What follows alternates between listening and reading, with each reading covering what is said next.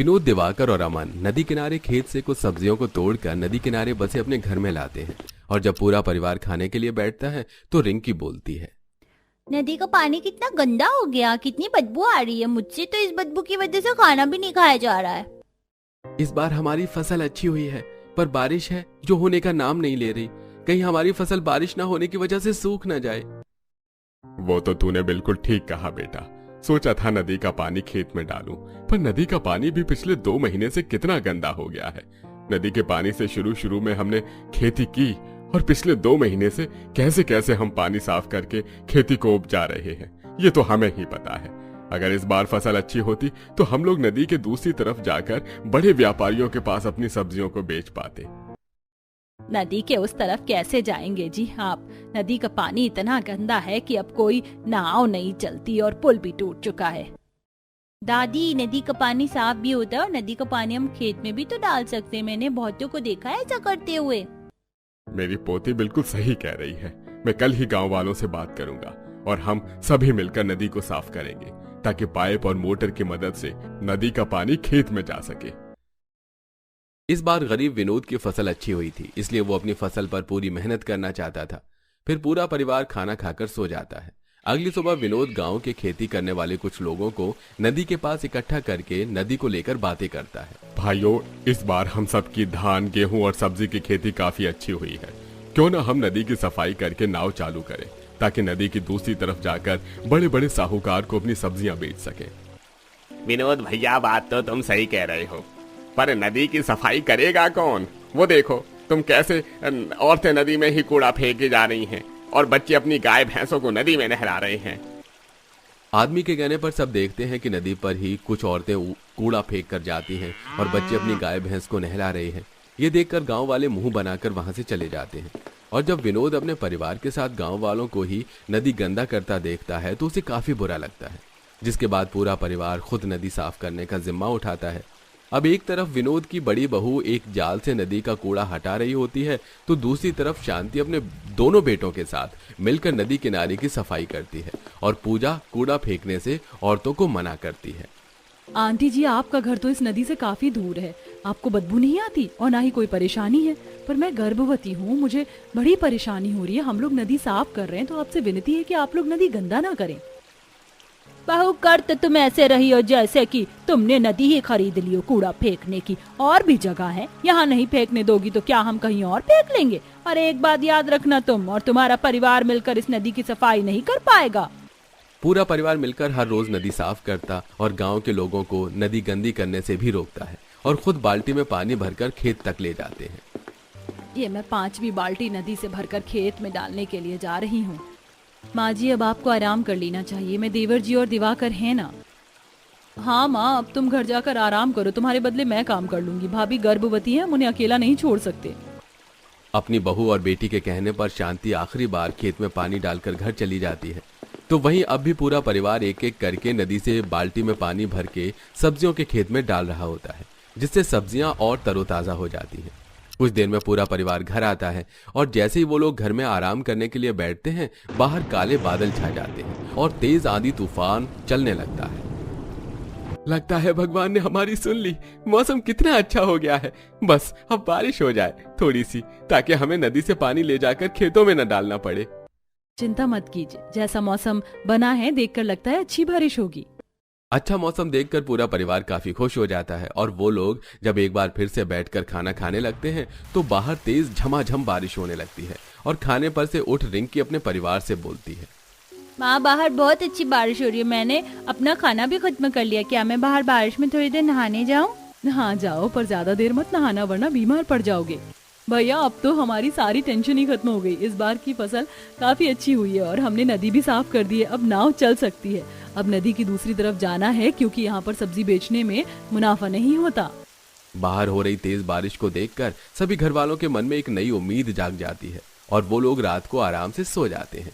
पर जब सुबह उनकी आंख खुलती है तो अब भी बारिश हो रही होती है। अब हर जगह पानी भर चुका था। ये देखकर पूरा परिवार परेशान हो जाता है। हम चाहते थे कि अच्छी बारिश हो क्योंकि काफी दिनों से बारिश नहीं हुई थी, पर इतनी ज्यादा बारिश से तो हमारी सब्जियां ही खराब हो जाएंगी। अब हम क्या करें? इतनी मुश्किल से इस बार हमारी इतनी अच्छी खेती हुई थी। सोचा था नदी के दूसरी तरफ जाकर सब्जियां बेचेंगे और अच्छे पैसे कमाएंगे, बहू की डिलीवरी हॉस्पिटल में कराएंगे। पर अब तो नदी का भी पानी बढ़ गया है, कैसे नदी पार करके जाएंगे? और हमारा सब्जी का खेत, मुझे अभी खेत जाना होगा। जो परिवार बारिश होने का सबसे ज्यादा इंतजार कर रहा था, अब वही चाहता था कि बारिश रुक जाए। अब जैसे ही बारिश कम होती है, पूरा परिवार खेत जाता है। सब्जियों की खेती में घुटने तक पानी भर चुका था, जिसे देखकर दिवाकर और उसका पूरा परिवार परेशान हो जाता है। खेत में तो घुटने तक पानी भर गया है, अब कैसे पानी कम करें? अगर खेत से पानी नहीं निकाला तो सारी सब्जियां गल जाएंगी।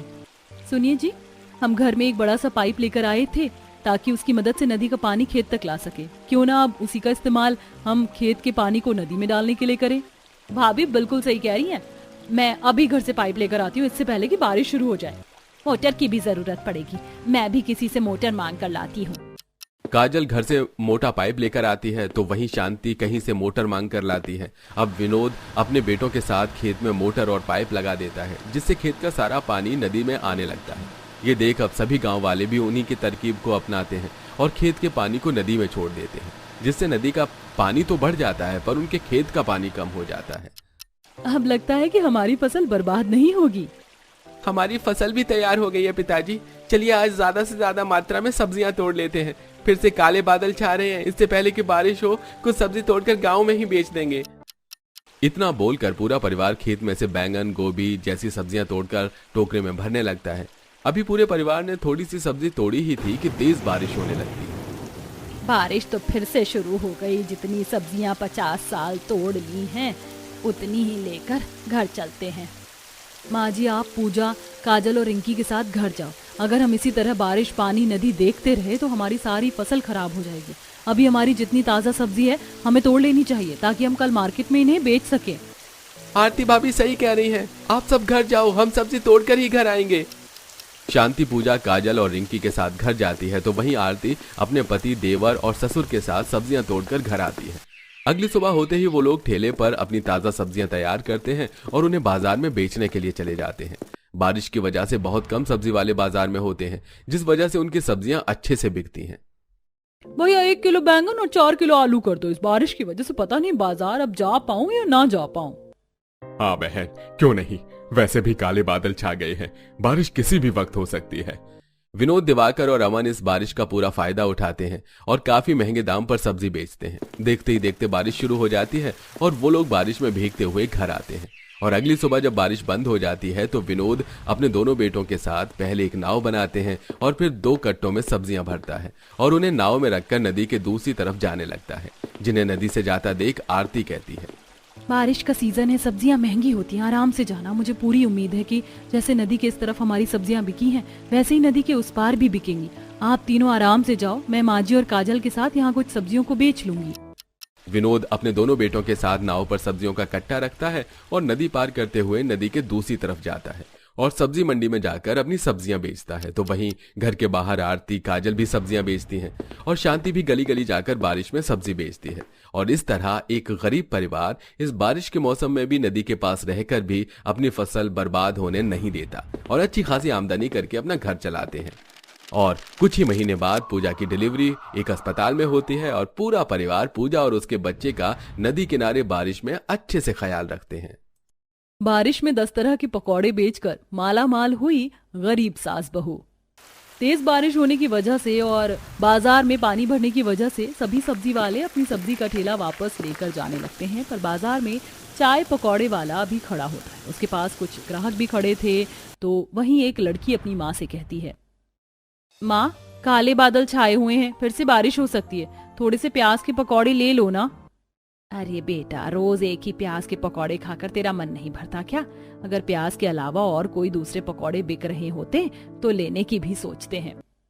माँ जी, बारिश में चाय पकौड़े को कितनी डिमांड होती है ना, पर लगता है कि लोग एक ही तरह का पकौड़ा खाकर बोर हो रहे हैं। हाँ बहू, लग तो रहा है, पर हम सब्जी बेचने वाले क्या कर सकते हैं। अब जल्दी घर चल, खराब सब्जी अलग करनी है, वरना सुबह तक जो सब्जी सही है वो भी खराब हो जाएगी। आरती और सुमित्रा सब्जी का ठेला लेकर घर जाती हैं, जहां वो दोनों देखते हैं कि उनके घर की छत टपक रही है। अच्छा हुआ माँ, दादी, जो आप दोनों आ गए। देखो ना, घर की छत कितनी टपक रही है। मैं बैठकर पढ़ाई कर रहा था, पढ़ाई भी नहीं कर पाया। माँ जी सब्जी भी नहीं बिक रही और विवेक जी का भी काम नहीं चल रहा। बारिश का महीना भी आ चुका है, कैसे घर चलेगा।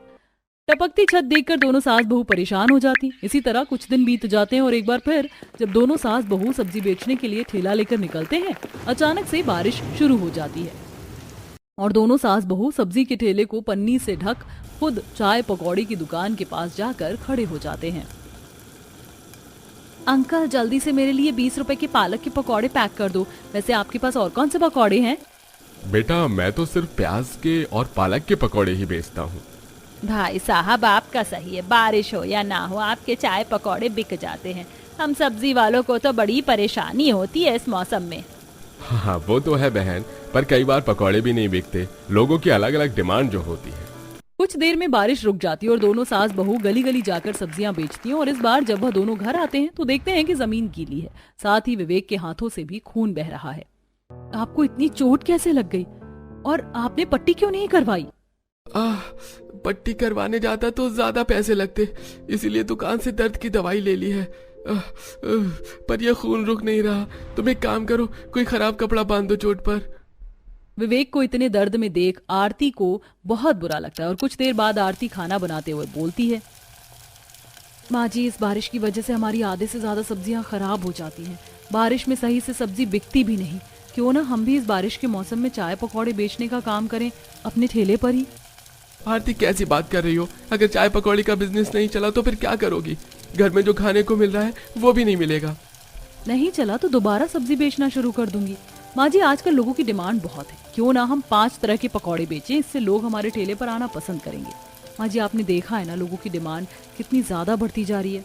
हाँ मेरे स्कूल की भी फीस नहीं गई, आज टीचर स्कूल में डांट रही थी। बहू बिल्कुल सही कह रही है, हमें एक बार तो कोशिश करनी चाहिए। और अब घर की कुछ जरूरतें भी ऐसी हो गई हैं जिन्हें पूरा करना बहुत जरूरी है। सुमित्रा और आरती के काफी समझाने पर विवेक मान जाता है और अगली सुबह होते ही दोनों सास बहू बैठकर आलू, प्याज, पालक, गोभी और मिर्च काटना शुरू कर देती हैं। माँ जी इतने पकौड़े सही हैं, मैं बाहर देख कर आती हूँ विवेक जी चाय पकौड़े बनाने का सारा सामान लेकर आए या नहीं। आरती बाहर जाती है और वो देखती है कि विवेक ने ठेले पर छोटा सा गैस सिलेंडर, जरूरत के कुछ बर्तन, तेल और जरूरी सामान ठेले पर अच्छे से लगा दिया है। अरे आप तो सामान के लिए गए थे और आपने हमारा ठेला भी तैयार कर दिया। नेक काम में देरी नहीं करनी चाहिए। जितने भी पकौड़े कटे हैं सारे ठेले पर रख लो, मैं जा रहा हूँ मजदूरी करने। विवेक का साथ पाकर आरती को बहुत अच्छा लगता है। कुछ देर में दोनों सास बहू अपनी चाय पकौड़ी का ठेला लेकर बाजार जाती हैं और 2 लकड़ियां जमीन पर लगाकर उसके ऊपर बड़ी पन्नी लगाती हैं ताकि बारिश में उन्हें पकौड़े बनाने में दिक्कत ना हो और ना ही ग्राहकों को पकौड़े लेने में। आइए आइए बारिश के मौसम में गर्मा गर्म चाय पकौड़े खाइए। बहन तुम्हारी चाय की खुशबू तो बहुत अच्छी आ रही है, वैसे कौन से पकौड़े हैं तुम्हारे पास? बहन हमारे पास तो 5 तरह के पकौड़े हैं, आलू, प्याज, गोभी, पालक और मिर्च। अच्छी बात है बहन, कम से कम तुमने 5 तरह के पकौड़े तो रखे, पर मेरा तो बैंगन और लौकी का पकौड़ा खाने का दिल कर रहा था। पर कोई बात नहीं, तुम जो पकौड़े बेच रही हो वही चाय पकौड़े दे दो। उस औरत की अलग पकौड़े की डिमांड सुन दोनों सास बहू उदास हो जाती हैं, पर फिर भी वो अपना काम नहीं रोकती और धीरे धीरे उनके पास ग्राहक आने लगते हैं। सुबह से शाम तक वह लोग अपने सारे पकौड़े बेच देते हैं। माँ जी आजकल लोगों को वैरायटीज कितनी ज्यादा पसंद है, क्यों ना हम अब अपने 5 तरह के पकौड़ों को 7 तरह के पकौड़ों में बदल दें। क्या पता उस औरत की तरह और भी काफी लोग हैं जिन्हें बैंगन के और लौकी के पकौड़े पसंद हैं। बात तो सही कह रही है बहू, पर हमारे पास बैंगन और लौकी कहाँ है, ये तो हमें खरीदना पड़ेगा। माँ जी अब बिजनेस किया है तो थोड़ा पैसा तो लगाना ही पड़ेगा। उस औरत की बात सुन घर जाकर दोबारा आरती बाजार जाती है और 2-2 किलो लौकी और बैंगन लेकर घर आती है। अगले दिन फिर से दोनों सास बहू ठेला लगाती हैं और इस बार अचानक बारिश हो जाती है और उसी में जब गर्मा गर्म सुमित्रा पकौड़े तल रही होती है तो उसकी खुशबू चारों तरफ फैल जाती है और लोग अपने आप उसके पास आने लगते हैं। क्या खुशबू आ रही है पकौड़े की। बेटा तुम भी जो पकौड़े बनाती हो उन सभी में से एक एक पकौड़ा और चाय दे दो मुझे। बारिश में मुझे चाय पकौड़े बहुत पसंद है। अंकल जी 20 रुपए के 100 ग्राम पकौड़े हैं, पर कोई बात नहीं, मैं आपको सभी में से एक एक पकौड़े दे दूंगी। बड़े ही प्यार से आरती अपने ग्राहकों को उस बारिश में चाय पकौड़े दे रही होती है, तभी वहाँ कुछ बच्चे पकौड़े लेने आते हैं। आंटी आधा किलो पकौड़े पैक कर दो, घर ले जाना है, और उसमें पत्ता गोभी और मिक्स पकौड़े जरूर डालना। पर बेटा हम पत्ता गोभी और मिक्स वेज पकौड़े नहीं बेचते। पर माँ ने तो कहा था आप बहुत तरह के पकौड़े बेचते हो। पर कोई बात नहीं, आपके पास जितने भी तरह के पकौड़े हैं आप वो सब मिक्स करके मुझे आधा किलो दे दो। उस बच्चे के कहने पर सुमित्रा जल्दी से गर्मा गर्म पकौड़े निकालती है और आरती चाय छानकर अपने ग्राहकों को देती है। और सुमित्रा तराजू में आधा किलो पकौड़े तौल कर उस पर चाट मसाला डालकर लिफाफे में पन्नी से पैक करके उस बच्चे को दे देती है। और इस तरह दोनों सास बहू के दिमाग में और वैरायटी के पकौड़े बेचने का आइडिया आता है। और अब धीरे धीरे दोनों सास बहू 10 तरह के पकौड़े बेचना शुरू कर देती हैं। कितने तरह के पकौड़े बेचते हैं आप? वाह, मैंने आपसे आधा किलो लिया और इसमें मुझे आलू गोभी प्याज पालक मिक्स वेज पत्ता गोभी मिर्च हर तरह का पकौड़ा मिल गया। वह इसलिए क्योंकि हम 10 तरह का चाय पकौड़ा बेचते हैं। इस तरह सुबह से शाम तक दोनों सास बहू चाय पकौड़े बेचकर घर आती हैं और विवेक कुछ पैसे अपनी बीवी को देते हुए कहता है, चाय पकौड़े अच्छे बिक रहे हैं और मैंने भी कुछ पैसे जोड़ लिए हैं। एक बार गिनकर देखूं, क्या हमने इतने पैसे इकट्ठे कर लिए कि हम अपने घर की छत की मरम्मत करवा सकें? क्योंकि कल भी जब बारिश हुई थी तो घर में पानी भर गया था और जब मैं घर आया तो मैंने गोलू को देखा घर से पानी निकालते हुए। पूरे 50,000 रुपए हो गए। हमारी छत की मरम्मत बहुत अच्छे से हो सकती है। फिर तो मैं कल ही अपनी आंखों के सामने पहले छत की मरम्मत करवाऊंगा। कुछ दिनों में चाय पकौड़े बेचकर आरती और सुमित्रा इतने पैसे जोड़ लेती हैं कि वो अपने घर की छत की मरम्मत करवा सके। इसी तरह कुछ दिन बीत जाते हैं और एक दिन रोता हुआ गोलू अपनी माँ और दादी के पास पहुंचता है, जहां दोनों सास बहू चाय पकौड़े बेच रही होती हैं। क्या हुआ गोलू, तू रो क्यों रहा है और स्कूल से सीधा यहाँ क्यों आया? स्कूल वालों ने मुझे स्कूल से निकाल दिया। कहते हैं जब तक 4 महीने की फीस जमा नहीं होगी वो मुझे क्लास में नहीं बैठने देंगे। क्या उन्होंने ऐसा कहा? तू अभी मेरे साथ स्कूल चल। 2 दिन इनसे रुका नहीं जा रहा था। माँ जी आप चाय पकौड़े और ग्राहक को देखो, मैं अभी आती हूँ। आरती गुस्से में सारे पैसे लेकर गोलू के साथ स्कूल जाती है और उसकी 4 महीने की फीस और 1 महीने का एडवांस भर के घर आती है। इसी तरह कुछ दिन बीत जाते हैं और चाय पकौड़े बेचकर धीरे धीरे वह अपनी जरूरत की सारी चीज पूरी कर लेती है। यहाँ तक कि अब वह अपनी चाय पकौड़ी के ठेले के पास कुछ कुर्सी और टेबल भी लगा देती है ताकि बारिश में ज्यादा से ज्यादा ग्राहक बैठकर चाय पकौड़े के मजे ले सके।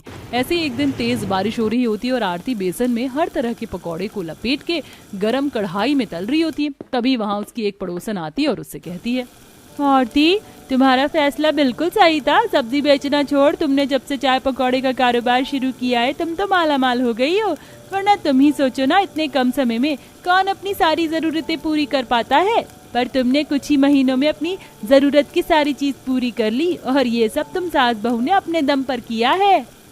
अपनी पड़ोसन की बात सुन दोनों सास बहू को काफी अच्छा लगता है और इसी तरह बहुत जल्द वो लोग चाय पकौड़े के छोटे से ठेले को एक दुकान में बदल लेते हैं।